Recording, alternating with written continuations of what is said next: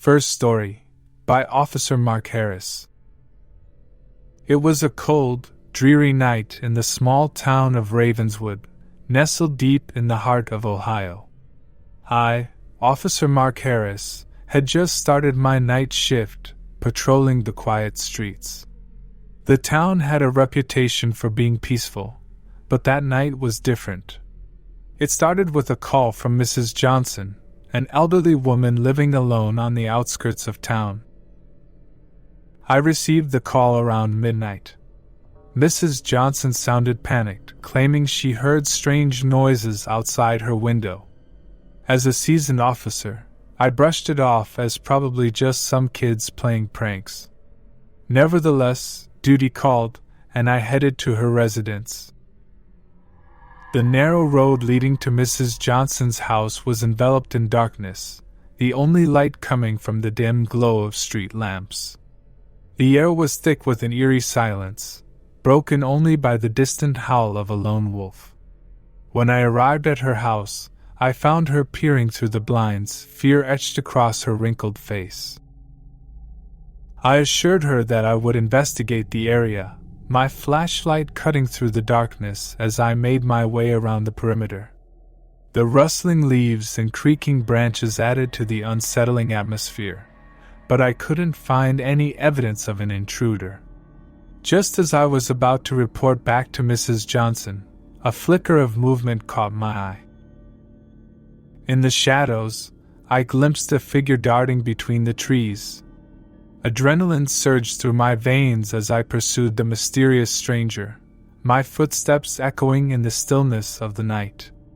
The figure led me deeper into the woods, where the trees seemed to close in, creating an oppressive feeling. Suddenly, I stumbled upon a clearing, revealing a group of people clad in hooded robes, their faces obscured. They surrounded a makeshift altar adorned with candles and strange symbols. My heart pounded in my chest as I witnessed the ritual unfolding before me. Mrs. Johnson's fears were not unfounded. Something sinister was happening in Ravenswood. Panicking, I radioed for backup, but as I glanced back at the clearing, the robed figures had vanished into the shadows. The backup arrived, and we combed the area, finding no trace of the mysterious group. The incident left me haunted, questioning the reality of the town I had sworn to protect. As the sun rose, casting an eerie glow over Ravenswood, I couldn't shake the feeling that something malevolent lurked beneath the town's facade. The incident with the hooded figures became the talk of the town, but no one could explain who they were or why they chose our quiet community for their dark rituals. That night changed me, leaving me with a lingering unease every time I patrolled the streets of Ravenswood. The darkness held secrets, and I was now acutely aware that evil could manifest even in the most unsuspecting places. Second story, by Officer Emily Turner. It was a foggy autumn night in the quaint town of Elmsworth, Massachusetts. As Officer Emily Turner, I had become accustomed to the routine of the night shift, dealing with the occasional noise, complaint, or minor disturbance. Little did I know, that night would thrust me into the depths of a chilling encounter that would haunt my dreams for years to come. Around 2 a.m., a call came in from the outskirts of town. An elderly couple reported strange occurrences around their farmhouse. Skeptical but dutiful, I made my way to their residence, navigating the winding roads enveloped in a thick layer of mist. The farmhouse stood alone, surrounded by acres of dense woods. The air was damp, and the fog clung to the trees like ghostly fingers. The couple, Mr. and Mrs. Thompson, greeted me with fearful eyes as they explained the unnerving events plaguing their home. Unexplained shadows, disembodied whispers, and an overwhelming feeling of dread had descended upon them. As I conducted a thorough search of the property, the atmosphere weighed on me like a heavy shroud. Just as I was about to dismiss their fears as products of an overactive imagination, a distant sound echoed through the woods, the rhythmic chanting of an indiscernible language. I followed the haunting melody, my senses heightened as I approached an ancient cemetery hidden among the trees. The gravestones bore dates from centuries past, and an unsettling stillness hung in the air. I traced the source of the chanting to a crypt at the edge of the cemetery. As I cautiously opened the heavy door, the chanting grew louder, resonating through the underground chamber. Inside, I stumbled upon a group of individuals dressed in antiquated attire, their eyes vacant as they continued their ominous incantations. In the center of the group lay an open book bound in human skin, surrounded by flickering candles.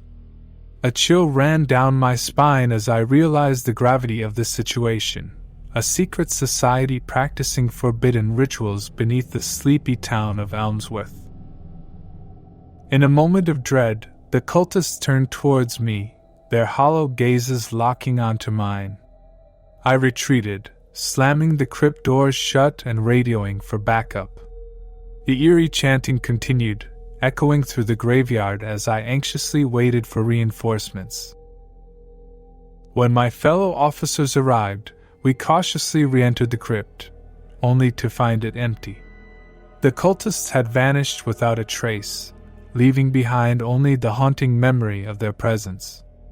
The incident was documented, but the town chose to bury the truth, dismissing it as a bizarre and elaborate hoax.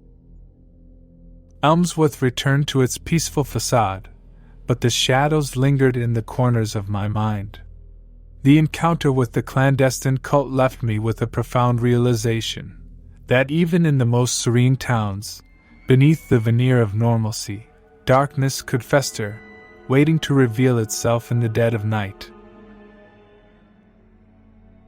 Third story, by Officer Alex Rodriguez.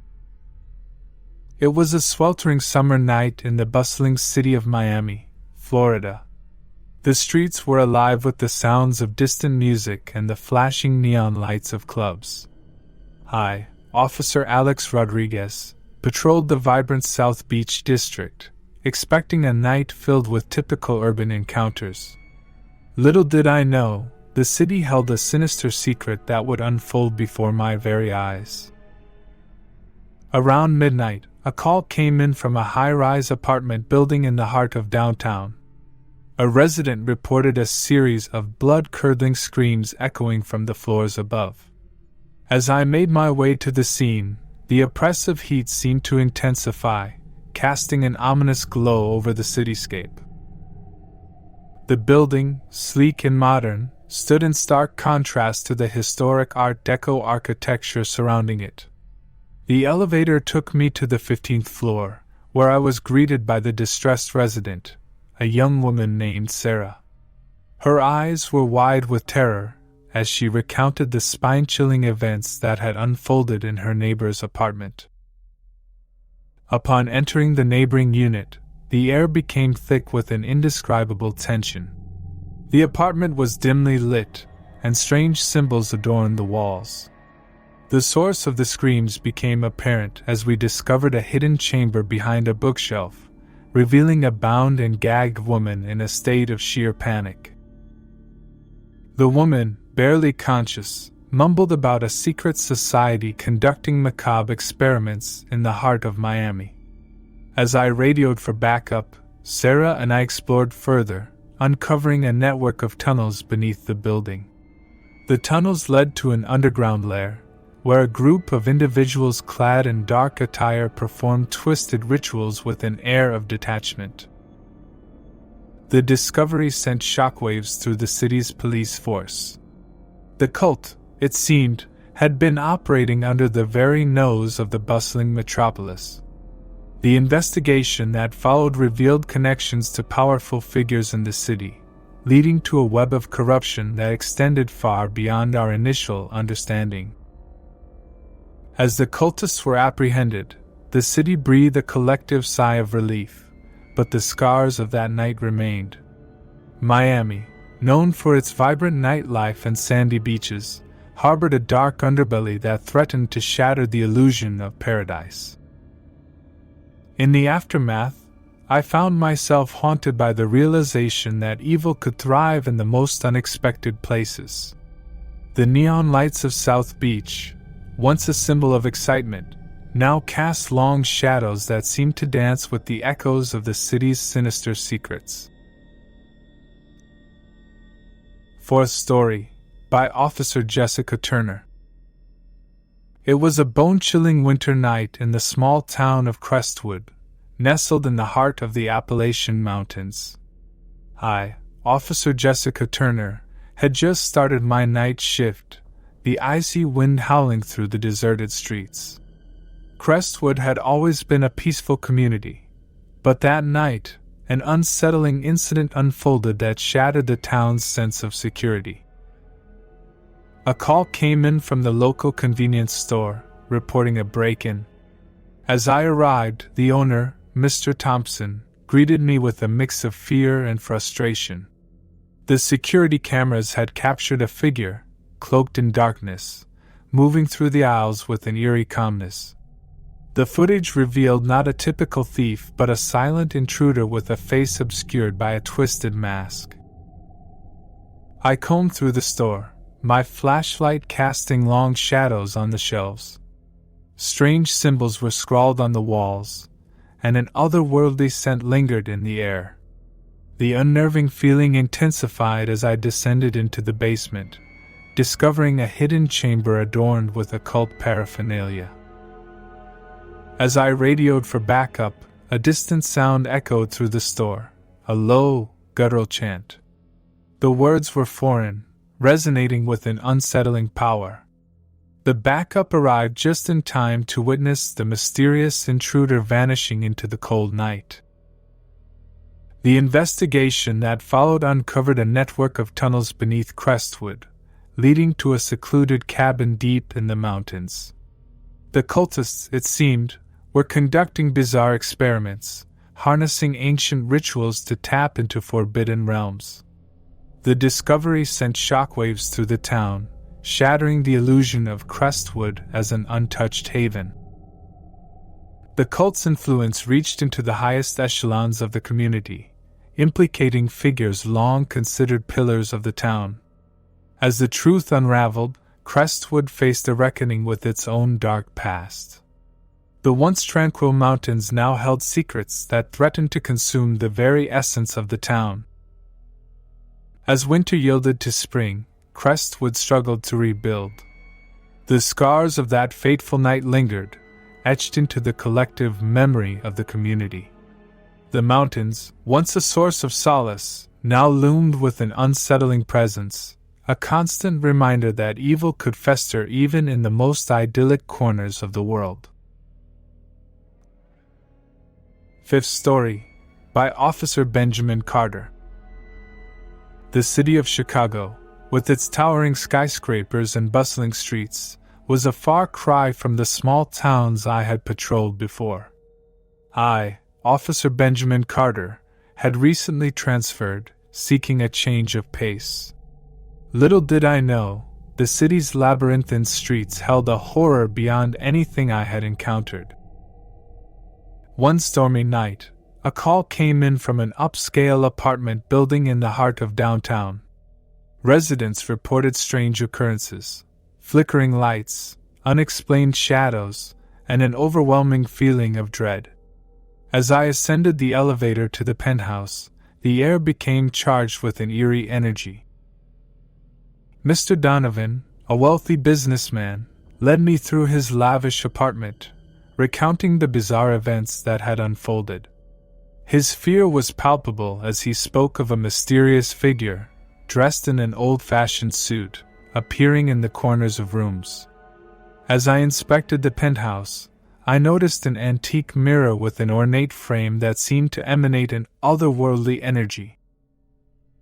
As the storm raged outside, I caught glimpses of the suited figure reflected in the mirror, its presence sending shivers down my spine. Determined to unravel the mystery, I delved into the building's history, discovering that it stood on the site of an old speakeasy from the Prohibition era. The investigation led me to a hidden room beneath the building, where remnants of the speakeasy still lingered. As I explored the dimly lit space, the sound of distant jazz music filled the air. The suited figure materialized before me, its face obscured by shadows.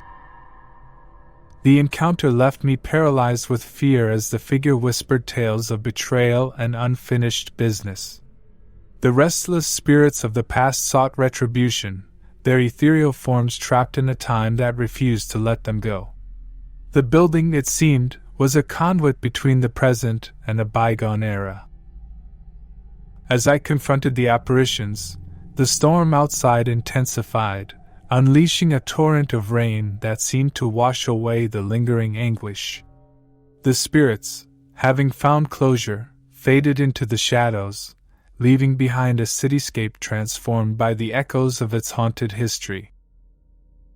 Chicago, a city known for its resilience, bore witness to a supernatural reckoning that challenged the boundaries between the living and the dead. The penthouse, once a symbol of opulence, became a testament to the city's haunted past, a reminder that even in the urban sprawl, the specters of history could emerge from the shadows. Sixth Story, by Officer Samantha Lee. The city of New Orleans, with its rich tapestry of history and vibrant culture, was a city like no other. I, Officer Samantha Lee, had recently transferred to the Crescent City, eager to experience its unique charm. Little did I know, my introduction to the supernatural would be swift and unsettling. It all began on a humid summer night, as I patrolled the French Quarter, the air thick with the scent of magnolias and the distant echoes of jazz music. A call came in from a centuries-old mansion, now converted into a bed and breakfast. The owner, a stoic woman named Madame Duval, spoke of spectral figures wandering the halls, disturbing the guests. As I entered the dimly lit mansion, the creaking floorboards seemed to whisper tales of bygone eras. Madame Duval guided me through ornate rooms adorned with antique furniture, each one steeped in the history of the city. The air crackled with an otherworldly energy, and I felt the weight of centuries bearing down on me. In one particular room, the temperature dropped, and a flickering candle revealed the ghostly figure of a woman in a Victorian gown. She beckoned me towards an ancient mirror, its surface reflecting a scene from the past. The room transformed into a grand ballroom, and the spectral figures danced in elegant waltz. As I watched in awe, the room shifted again, revealing a darker chapter in the mansion's history, a secret society performing occult rituals to unlock the mysteries of the afterlife. The ghostly woman, it seemed, was trapped between the worlds, a witness to the unspeakable acts committed within those very walls. Determined to uncover the truth, I delved into the city's archives, unearthing a forgotten tale of forbidden knowledge and a curse that bound the spirits to the mansion. The secret society, long disbanded, had left a lingering imprint on the supernatural fabric of the French Quarter. As I confronted the ghostly figures, a storm rolled in from the Mississippi River, casting flickers of lightning that illuminated the mansion's haunted corridors. The spirits, caught between the realms, expressed gratitude as their ethereal forms dissipated, finally finding release. New Orleans, a city known for its embrace of the mystical, bore witness to a night that transcended the boundaries of the living and the dead. The mansion, once a silent witness to the city's secrets, stood as a testament to the enduring ties between history and the supernatural. Seventh Story, by Officer Daniel Foster. It was a crisp autumn night in the peaceful town of Stonebridge, nestled in the heart of the English countryside. I, Officer Daniel Foster, patrolled the cobbled streets, where the ancient stone buildings seemed to whisper tales of a bygone era. Little did I know, the town's tranquility masked a chilling secret. A call came in from the local church, a centuries-old structure with ivy-covered walls that spoke of a rich history. The parishioners reported strange occurrences during the evening service, ghostly whispers, flickering candles, and the sensation of an unseen presence. As I entered the dimly lit sanctuary, an oppressive weight settled on my shoulders. The church, adorned with stained glass windows that told stories of saints and sinners, held secrets that transcended the confines of religious devotion. As I investigated, the flickering candlelight cast long shadows on the ancient pews, and the whispers seemed to echo through the hallowed halls. In the center of the nave, I discovered a hidden trapdoor leading to a crypt beneath the church. The air grew colder as I descended into the subterranean chamber, revealing a clandestine meeting of hooded figures. The parishioners' fears were not unfounded. A secret society had taken residence beneath the sacred grounds. The society, it seemed, sought to tap into the mystical energies that permeated the town. Their rituals were a dark blend of ancient mysticism and forbidden knowledge. As I observed the ceremony, a distant sound echoed through the crypt, the agonized cries of the restless spirits that the society had unwittingly disturbed. As I confronted the hooded figures, a spectral mist enveloped the crypt, and the trapped spirits manifested in ethereal forms. The society, driven by a misguided pursuit of power, had unleashed forces beyond their control. The ancient stones of the church witnessed a supernatural reckoning as the spirits sought retribution for the disturbance. Stonebridge, a town with roots buried deep in the annals of history, grappled with the aftermath of that fateful night. The church, once a symbol of spiritual solace, now held an eerie resonance with the supernatural. The town's cobblestone streets, once walked by generations past, bore the weight of a spectral secret that echoed through time. 8th Story, by Officer Rachel Mitchell. The desert town of Red Sands, Arizona, was known for its scorching heat and vast, arid landscapes. I, Officer Rachel Mitchell, patrolled the sun-baked streets, expecting the usual routine of keeping the peace in a town that seemed to exist in perpetual isolation. However, beneath the relentless sun, a chilling mystery unfurled that would forever alter my perception of the quiet desert town. One summer evening, as the sun dipped below the horizon, casting long shadows across the red sands, I received a call from the outskirts of town. The complaint was simple yet unnerving. Strange figures were seen congregating near an abandoned mine. The caller, an elderly man named Mr. Anderson, described them as cloaked in tattered garments, their faces obscured by shadows. As I approached the mine, the air hung heavy with an oppressive stillness, broken only by the distant howl of the desert wind. The mine, a relic of the town's once thriving mining industry, loomed ominously against the backdrop of the setting sun. As I ventured deeper into its dark tunnels, a sense of foreboding enveloped me. The mine revealed a network of caverns adorned with crude symbols, the flickering light of my flashlight casting eerie shadows on the walls.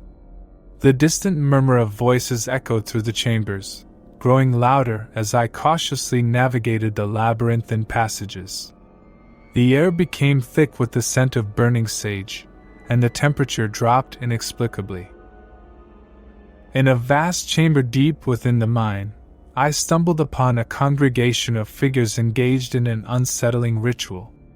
They chanted in a language unfamiliar to my ears, their movements synchronized with an otherworldly grace. The leader, a hooded figure adorned with bone ornaments, locked eyes with me, sending a shiver down my spine. As I radioed for backup, the figures dispersed into the shadows, leaving behind only the lingering scent of sage and a cryptic message scrawled on the cavern walls. The investigation that followed unearthed a forgotten chapter in Red Sands history, a secret society that had practiced occult rituals to harness the power of the desert itself. The society, it seemed, believed in tapping into the primal energies of the arid landscape for unknown purposes. The town's isolation had provided the perfect cover for their clandestine activities. Red Sands, known for its desolate beauty, harbored a secret that defied the very laws of nature.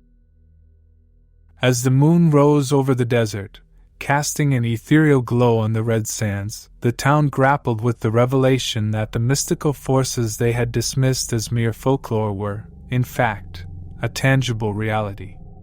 The abandoned mine, once a forgotten relic, now held the weight of a supernatural secret that echoed through the vast expanse of the Arizona desert.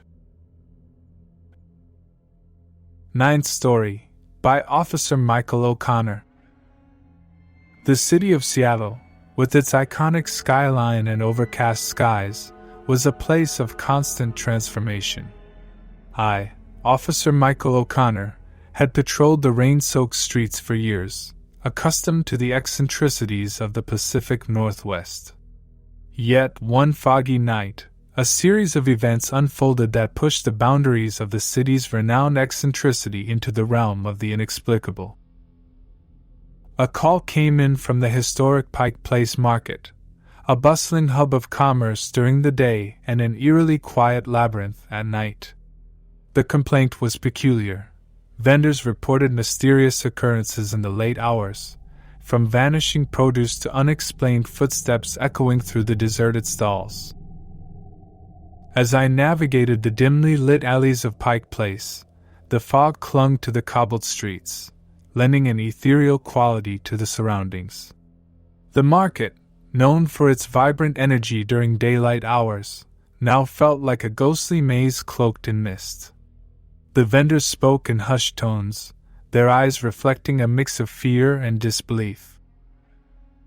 My investigation led me to a forgotten corner of the market, where an antique shop stood nestled between two towering buildings. The shop's facade, adorned with peculiar artifacts and faded signs, seemed to beckon me inside. The bell above the door jingled as I entered, the air heavy with the scent of aged wood and must. The shopkeeper, an elderly man with a weathered face, greeted me with a knowing look. He spoke of an ancient artifact, a cursed mirror rumored to have been used by a secretive group that delved into the mystical arts. The mirror, he claimed, had a penchant for ensnaring unsuspecting souls in a web of supernatural occurrences. Determined to unravel the mystery, I sought the mirror within the cluttered aisles of the antique shop. As my eyes met its reflective surface, a disorienting sensation swept over me. The market, the fog, and the shop itself seemed to morph and twist, creating a disconcerting tableau of distorted reality. The mirror revealed glimpses of a bygone era, hooded figures conducting arcane rituals in the market's early days. The artifacts within the shop bore witness to the ritual's consequences, their energies interwoven with the city's very fabric. The cursed mirror, it seemed, acted as a portal to the past, unleashing echoes of a time when mysticism mingled with the mundane. As I attempted to break free from the mirror's spell, the shopkeeper intervened, reciting an incantation to seal the artifact's influence. The fog outside lifted, and the distorted reality returned to normal. The antique shop, once a haven for forgotten relics, now stood as a testament to the delicate balance between the tangible and the supernatural.